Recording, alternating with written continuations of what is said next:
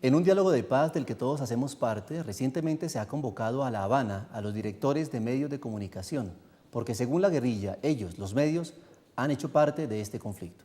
Esto nos lleva a reflexionar y para nadie es un secreto que los grandes medios en Colombia han tomado partido en esta guerra, presentando a los colombianos información carente de rigor investigativo, invisibilizando comunidades y negando acontecimientos en beneficio de intereses particulares. Así las cosas, se requiere que desde ahora los grandes medios desarmen su discurso mediático con el que día a día alimentan la guerra y se apresten a informar con la verdad a Colombia en un proceso hacia la paz que a todos nos beneficia. Bienvenidos a Punto Crítico.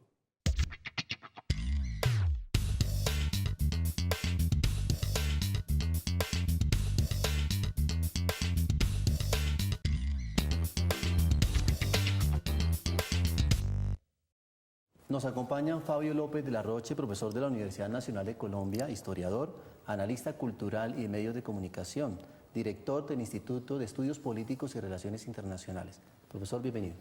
Mil gracias, un saludo para toda la audiencia. Asimismo, damos la bienvenida a Mario Morales, es analista de medios y director del Departamento de Comunicaciones de la Universidad Javeriana y director del Observatorio de Medios de la misma universidad. Bienvenido, profesor.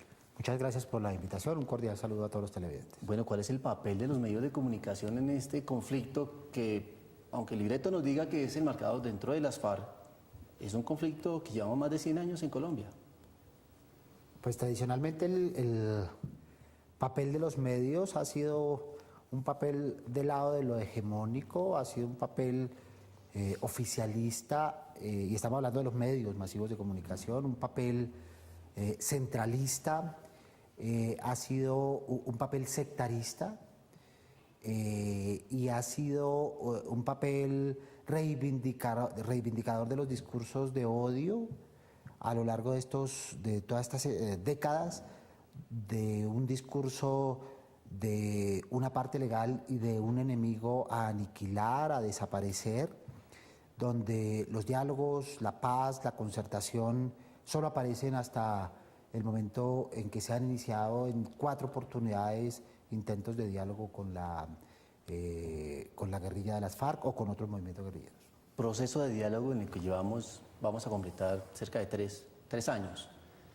Profesor Fabio, desde su análisis, desde los diferentes estados, ¿cuál es el papel de los medios de comunicación? Bueno, como lo anota Mario, pues hemos tenido unos medios hegemónicos durante el Frente Nacional entre el 58 y el 74, en el Postfrente Nacional entre el 74 y la Constitución del 91. Allí ha habido unas variaciones relacionadas con las transformaciones del modelo de medios, en particular del modelo de televisión a partir de la privatización del año 98. Entonces, ese es uno de los factores que hay que tener en cuenta, porque de todas maneras antes del 98 tuvimos una gran diversidad de programadoras y había muchos más matices en las empresas periodísticas y teníamos unos 14, unos 16 noticieros donde desde el samperismo, desde el alvarismo, desde el pastranismo, desde las distintas casas políticas de los delfines presidenciales que controlaban los noticieros, pues el televidente podía extraer unas conclusiones propias, tal vez con más competencia de versiones. Y como lo subraya Mario, también pues hubo momentos de diálogo donde ese enemigo guerrillero, donde ese monstruo guerrillero se volvía menos monstruo, porque tenía acceso a las cámaras. Recordemos que con Juan Guillermo Ríos, a mediados de los 80s, la guerrilla va a obtener por primera vez visibilidad en la televisión, como después Carlos Castaño también en los 90s va a acceder a través de las entrevistas de Claudia Gurizati y de Darío Arizmendi, que permitieron conocer esos actores violentos. Entonces hay que diferenciar como entre esos ciclos de apertura que humanizan al enemigo, hablando específicamente de la guerrilla, y esos ciclos de cierre, como los 8 años del uribismo, que lo vuelven un monstruo, y específicamente en ese periodo donde tuvimos una pedagogía del odio contra las FARC, que hoy día yo diría es uno de los obstáculos subjetivos más fuertes al proceso de negociación. ¿Podemos inferir que hay una polarización en los modos de informar sobre la paz y la guerra? Sí ha habido polarización, pero la polarización por sí misma, digamos, semánticamente como concepto no es mala. Ahora, cuando la polarización se toma emocionalmente y se toma como por asalto, entre comillas, las agendas informativas, pues tiene otras connotaciones. Lo grave es cuando de la polarización, es decir, de los puntos de vista diversos, de los puntos de vista antagónicos, de la confrontación necesaria de ideas en un país democrático, que se asume como democrático, pasamos a posiciones inamovibles, es decir, a posiciones sectarias, a posiciones impositivas, donde no hay posibilidad de diálogo, donde no se mueven alternativas, donde hablar significa salir más convencido de la posición de cada uno. Y ese es un poco el problema que han tenido los medios de comunicación, que han sido más sectarios, han sido más aliados de las circunstancias que refrendan el odio, que refrendan la confrontación, que refrendan incluso la salida violenta como solución al conflicto político y social que vive Que han llegado el incluso país. a invocar la aniquilación del contrincante. El aplastamiento y la desaparición como única alternativa. Eso todavía se ve en las narrativas mediáticas. Y lastimosamente, tanto los temas o las agendas que tienen que ver con otro tipo de alternativas que buscan acercamientos, aún en posiciones distintas, o lo que tiene que ver con medios alternativos que tienen otra visión y otra postura, pues infortunadamente no forman parte de este gran núcleo, de este jet set mediático que llega a las grandes masas y por el contrario pasa desapercibido e impera, por supuesto, la mirada esta impositiva y aplastante de unos medios que se alían con las conveniencias coyunturales, con las conveniencias de cada periodo o de cada gobierno según esa coyuntura. Le he escuchado a usted y le he leído que seguramente en la mayoría de las veces realmente lo público ha estado siempre detrás del estamento. Y es una confusión que ha existido desde siempre. Aquí siempre hemos confundido lo público asociado lamentablemente a lo gubernamental, a lo oficial, y no lo público como un escenario de debate donde cabemos todos y desde todos los flancos y desde todas las posiciones, no como un escenario transparente donde se discute lo común, los intereses de todos, sino lo público asociado a lo oficial, a lo estatal, a lo gubernamental y normalmente aliado a la ideología del gobierno. Como única fuente de información, lamentable. Como única fuente de información y como una fuente totalitarista o totalitaria, que busca el totalitarismo en general, y es acabar cualquier tipo de divergencia, ¿verdad? Pero eso se debe a unas lógicas de comercio y a unas intenciones internacionales y también al interior del país, comerciales. En parte también, por supuesto, lógicas de la ideología, pero también yo pienso que los colombianos tenemos una gran dificultad para conversar, escuchando al otro. Miremos, por ejemplo, el debate con la Asociación Colombiana de Oficiales en Retiro esta última semana. Entonces, dos puntos casi de honor que han planteado es que no están de acuerdo con que se use reincorporación, sino desmovilización. Yo, que fui evaluador de la reinserción del EPL en los 90s, quiero decir que a los guerrilleros nunca les gustó usar la palabra desmovilizado, porque un desmovilizado es casi que un inmovilizado, ¿no? Como no les gustó también decir que ellos eran reinsertados, porque ellos también dicen, ¿no serán los otros los que tienen que reinsertarse también? Los que no entienden los problemas del campo, los que no entienden los problemas de la marginalidad urbana, de la desigualdad social en el país, las congresistas que están proponiendo dividir al Cauca, ¿no? ¿No será que esos otros también tienen que reinsertarse? Y el otro debate semántico es sobre dejación de armas y sobre entrega de armas. El término dejación se usa porque hay que tener un respeto por el interlocutor guerrillero que va a hacer entrega de las armas. No es que esté usando dejación para decir que no las va a entregar. Sí las va a entregar, pero por un acto de honor no las va a entregar a su adversario, las va a entregar como lo hizo el M-19 para que se haga una escultura con esos fierros. Y por eso se usa, pero no porque se esté eludiendo el momento de dejar las armas. Entonces, ¿por qué no somos capaces de hablar tranquilamente y dilucidar estas categorías en lugar de poner eso como un punto de honor? Y entonces los militares no tienen que estar allí en igualdad de condiciones con la guerrilla.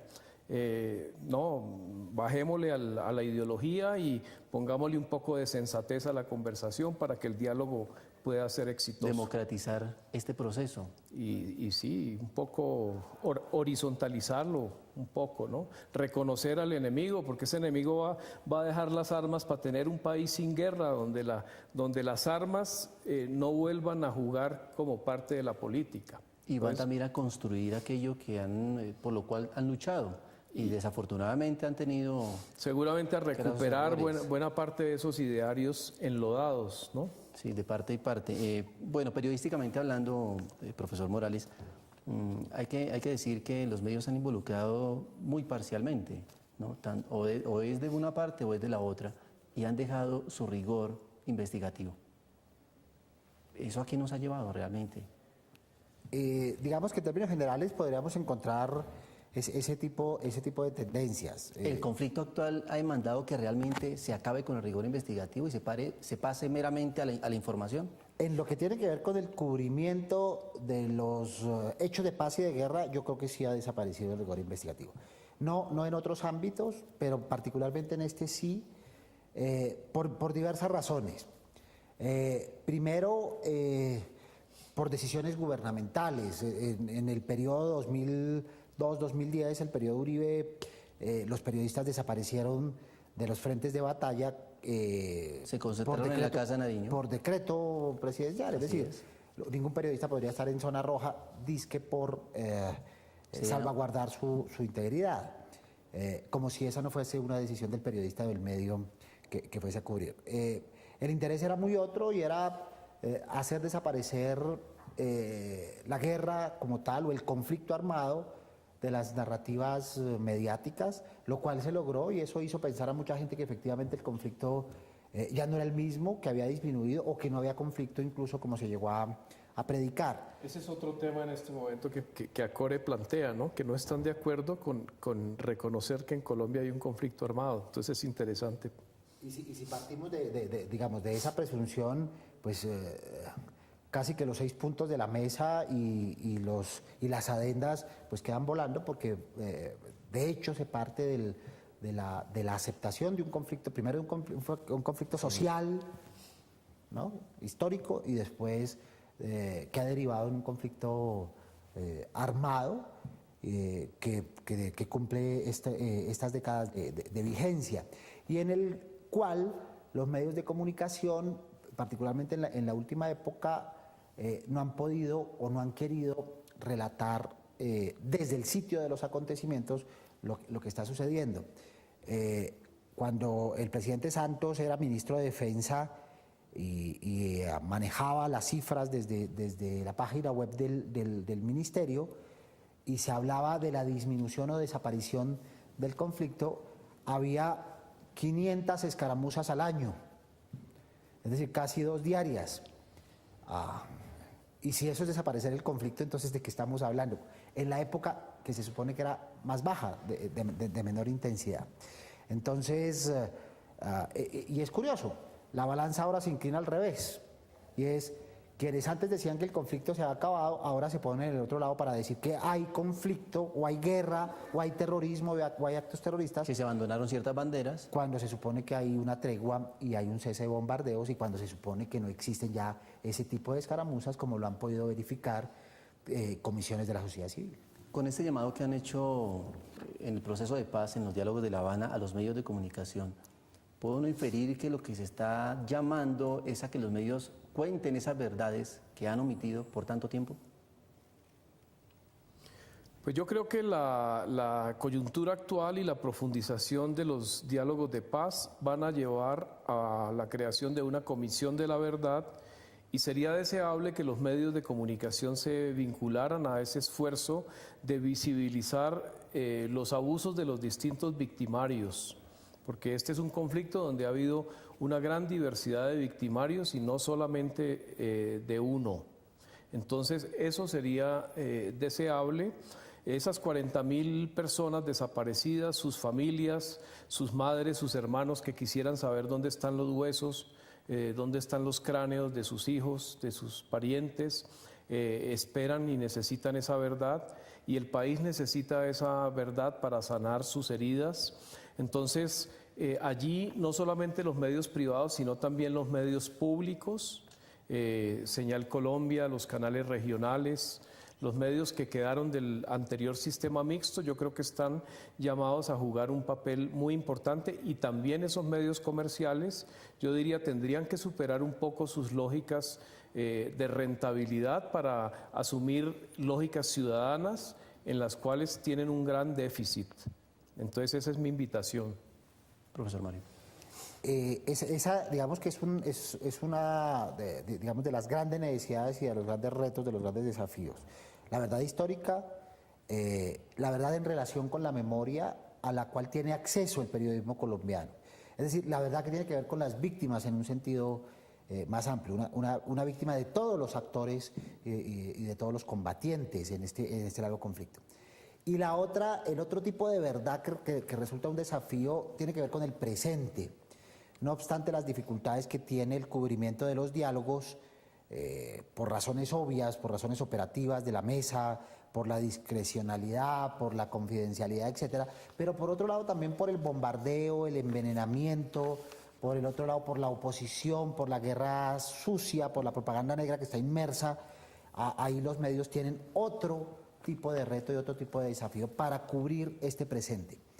Y creo que cumplidos estos primeros 4 puntos, casi que totalmente, cuando se ha retomado ya un nuevo ciclo en La Habana, esta es una de las cosas que tienen que discutir los directores de los medios, y es también cómo las instancias que están en diálogo ayudan de alguna manera a limpiar, mediante estrategias de comunicación adecuadas de parte de la mesa, de parte del gobierno y de parte de la guerrilla y de parte de los voceros, a limpiar de esta propaganda sucia que a raíz de la confidencialidad y de la ausencia de hechos tangibles, de hechos verificables, han quedado o quedan en el ambiente en medio de la discusión.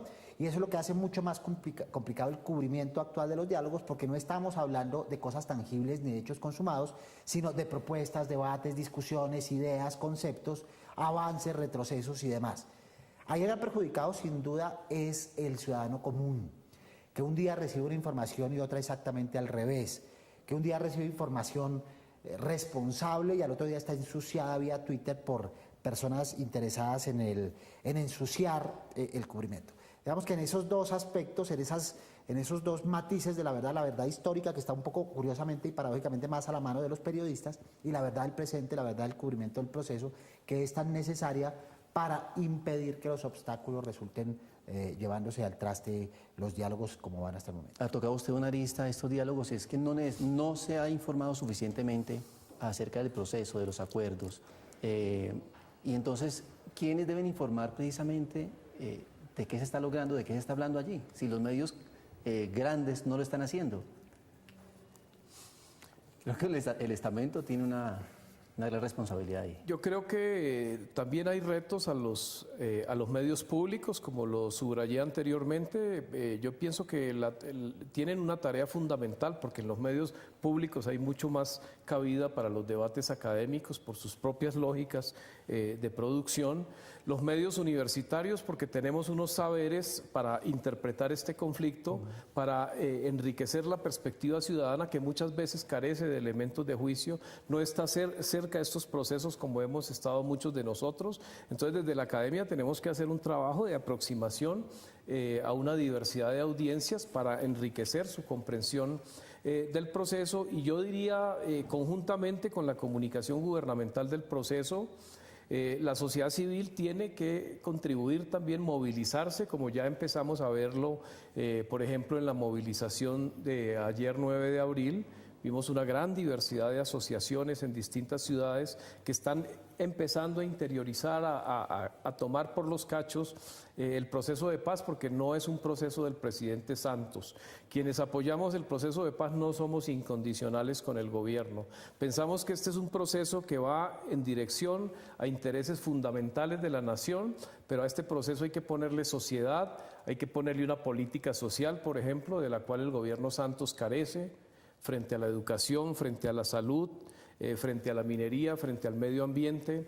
Entonces, yo invitaría pues a la sociedad también a que piense la deseabilidad de la paz, todo lo que esta sociedad pudiera lograr con un país en paz, en el sector turismo, en el agro, en el agro, ¿no? En la recuperación de la seguridad de nuestras poblaciones campesinas. Entonces yo invitaría a esa obra, digamos, de diseño de ese país futuro en paz y en progreso a los medios de comunicación. Yo añadiría dos cosas a lo que acertadamente ha dicho Fabio y es, tanto desde la perspectiva de los medios como de las perspectivas de las audiencias, es desemocionalizar hasta donde sea posible lo que está pasando en este momento en La Habana.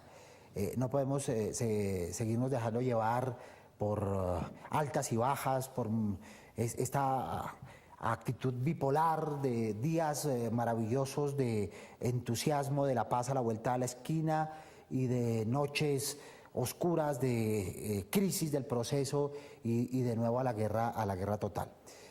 Hay que desemocionalizar y en ese sentido hay que dejar trabajar a la mesa. Y por el otro lado, hay que blindar ese tipo de informaciones que provienen de allá y las que provienen de acá, particularmente de lo que está sucediendo en las redes sociales, que están ayudando a contaminar el proceso de debate interno en el país en la medida en que avanzan los diálogos en La Habana.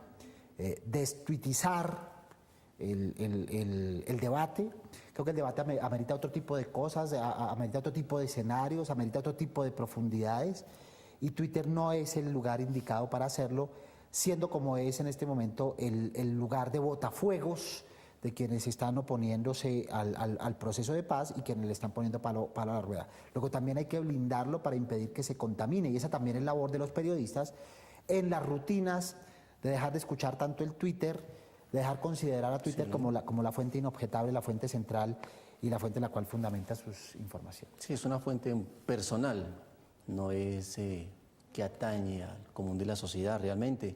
Pero me parece importante rescatar una última cosa en estos minutos que nos quedan, y es el diálogo que debe existir entre los actuales medios que detentan el poder informativo y los medios de participación comunitaria, que también han sido llamados, deben ser llamados a La Habana, pero que también juegan un papel fundamental en el proceso de paz y de posconflicto que vamos a tener. Es fortalecer las organizaciones sociales, como usted lo decía, profesor Fabio. Sí, estoy plenamente de acuerdo. A La Habana debiera ir un conjunto plural de medios. Así es. De medios comerciales, de medios privados comerciales, de medios público-estatales, Señal Colombia. Entre otras cosas, Señal Colombia acaba de ganar 11 de 12 premios de India Catalina. Y también Canal 1, por ejemplo, un noticiero que está en lo que queda del sistema mixto, que está en el sistema semipúblico, podríamos llamarlo, de Señal 1, también un noticiero de investigación, de calidad. Canal Capital, que está haciendo un esfuerzo muy importante en visibilizar las víctimas y en una agenda sobre los temas de derechos humanos de manera muy valiente, hay que decirlo, pues frente a los enemigos de ciertas visibilizaciones de hechos del conflicto. Y también diría que está jugando un papel muy importante en hacer visible la diversidad sociocultural del país. Entonces, otros medios comunitarios como Desde Abajo y emisoras como los colectivos de radio, del cual pues una de las voceras más importantes ha sido Soraya Bayuelo, que al mismo tiempo es vocera de las víctimas. Entonces, esas voces diversas, esos medios plurales deberían ir a La Habana, y aquí en Colombia también debiéramos discutir cómo está funcionando la comunicación de la paz y ver qué cosas habría que corregir y qué nuevas posibilidades habría que abrir. En ese orden de ideas, el diálogo no solamente se debe llevar a cabo en La Habana, sino aquí en Colombia, nosotros, todos los ciudadanas y ciudadanos, estar dialogando constantemente. Sí, si me permite la expresión, polarizar en vez de centralizar, y polarizar significa en este sentido es abrirse a los polos, a otras posiciones, a muchas voces, a creer que realmente es en el pluralismo como podemos construir consensos y no en la voz o en la doble voz o en la triple voz que lleva digamos, el sello cantante de lo que se está discutiendo hoy en los medios, que no quede solamente circunscrito a 3, 4 periódicos o a 2 canales nacionales privados, sino que se abra a los polos, ¿verdad? Y esos polos pasan por los medios alternativos y por las narrativas web. Lo que está pasando en la web como narrativa concisa, consolidada, lo que tiene que ver particularmente con el video y la manera como jóvenes y adultos están viendo hoy hechos de paz y el conflicto y los diálogos, enriquece de una manera impresionante, desde polos, desde posiciones distintas, desde los márgenes, ¿verdad? Desde la parte orillera, incluso social o económica, hay visiones interesantes que habría que involucrar en la conformación de un cubrimiento de lo que son los diálogos en este momento, pero también de lo que es la guerra o lo que queda de la guerra en este momento. Ya lo ven ustedes, son múltiples las posiciones respecto al tema. Ustedes y nosotros lo discutimos constantemente. Gracias, profesor Fabio López, por esta presencia en Punto Crítico. Gracias, profesor Mario Morales. Un gusto. Y pues les esperamos en una próxima oportunidad para analizar otro tema de importancia mundial y de Colombia.